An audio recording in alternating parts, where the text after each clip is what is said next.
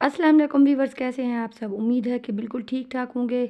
मैं आज शेयर कर रही हूँ आपके साथ देगी कोरमा की बहुत ही डिलीशियस सी रेसिपी। और इस रेसिपी को आप अपने घर पे बहुत ही आसानी के साथ झटपट बहुत ही मज़ेदार सा कैसे बना सकते हैं। तो चलिए इस रेसिपी को शेयर करते हैं आपके साथ। सबसे पहले हमने एक बर्तन ले लिया, उसमें हम ऑयल इसमें शामिल कर देंगे हम 1 कप।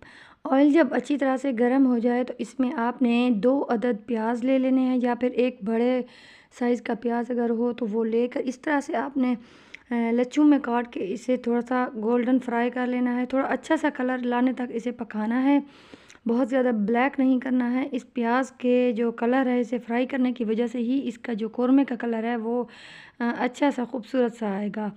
तो इस प्याज को आपने पहले एक साइड पर रख देना है ठंडा करने के लिए, फैला के किसी कागज़ के ऊपर। उसके बाद उसी ऑयल में हमने अपना जो गोश्त है वो शामिल कर दिया। 600 ग्राम गोश्त था, मिक्स हड्डी और बोनलेस दोनों मिक्स हैं। 1 टेबल स्पून इसमें जो लहसुन है उसका पेस्ट डाल देंगे, और 1 बड़ा चम्मच इसमें नमक का डाल दिया है।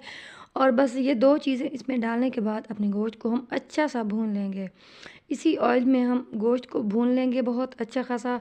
जब अच्छी तरह से हमारा गोश्त भुन जाएगा तो उसके बाद हम जो बाकी मसाले हैं वो इसमें शामिल कर देंगे। तो साबुत गरम मसाला डालेंगे इसमें मिक्स।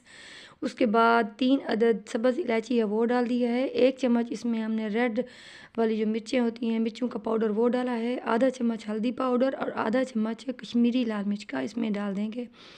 इसका भी कलर अच्छा आएगा इससे कोरमे में। इसके बाद खुश्क धनिया का 1 चम्मच है, काली मिर्चों का आधा चम्मच हमने इसमें डाला है, और जो गरम मसाले का पाउडर है वो भी इसमें आधा चम्मच ही हम शामिल करेंगे। सारे मसालों को गोश्त में ऐड करने के बाद बस थोड़ी देर इसे भूनेंगे। मसालों को बहुत ज़्यादा नहीं भूनना है कि जल ना जाए हमारे मसाले, बस थोड़ी देर हम इसे भूनेंगे गोश्त के साथ। और उसके बाद अब हम इसमें अपना दही शामिल कर देंगे और मज़ीद इसे पकाएंगे इसमें। तो 1.5 कप दही ले लिया है। दही को आप पहले फेंट लें ताकि इसका जो दाना वगैरह है वो ख़त्म हो जाए, और इसमें हम शामिल कर देंगे। इसके बाद जो दही है वो अपना पानी छोड़ेगा, तो इसी में हम अब गोश्त को कवर करके छोड़ देंगे कुछ देर के लिए। तो बस थोड़ी देर इसे यहाँ पर हम मिक्स करेंगे दही को, और उसके बाद इसे कवर लगाकर छोड़ देंगे तकरीबन 10-15 मिनट के लिए, या तब तक जब तक दही का पानी अच्छी तरह से खुश्क नहीं हो जाता।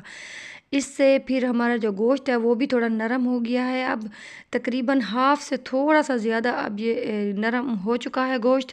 और उसके बाद जो हमने फ्राइड अनियन रखे हुए थे उन्हें खुश्क करने के बाद ग्राइंड कर लिया था। इससे जो हमारे कोरमे का दाना है ग्रेवी का वो अच्छा सा बनेगा। हमारी ग्रेवी इससे बहुत अच्छी ज़बरदस्त सी रेडी होगी इस फ्राइड प्याज को जो हमने ग्राइंड किया है इससे।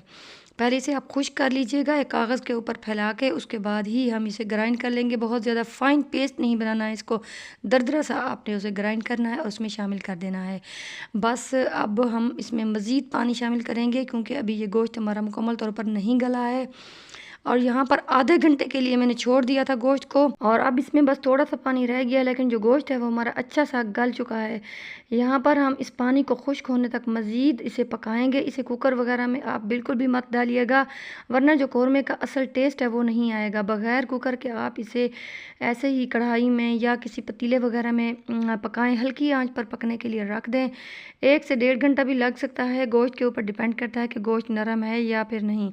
तो आपका गोश्त अच्छा सा इसमें कोरमा जो है ना वो गल के तैयार हो जाएगा और बहुत टेस्टफुल बनेगा बगैर कुकर के ही। तो बस अब हम इसे सर्व कर लेंगे एक प्लेट में। और इसकी बोटी कितनी ज़बरदस्त सी गल चुकी है, अभी मैं आपको चेक करवा कर दिखाती हूँ कि ये कितना अच्छा सा हमारा गोश्त जो है ना वो गल चुका है। और इसे खाने का गोश्त का तभी मज़ा आता है जब गोश्त हमारा अच्छा खासा गल चुका हो।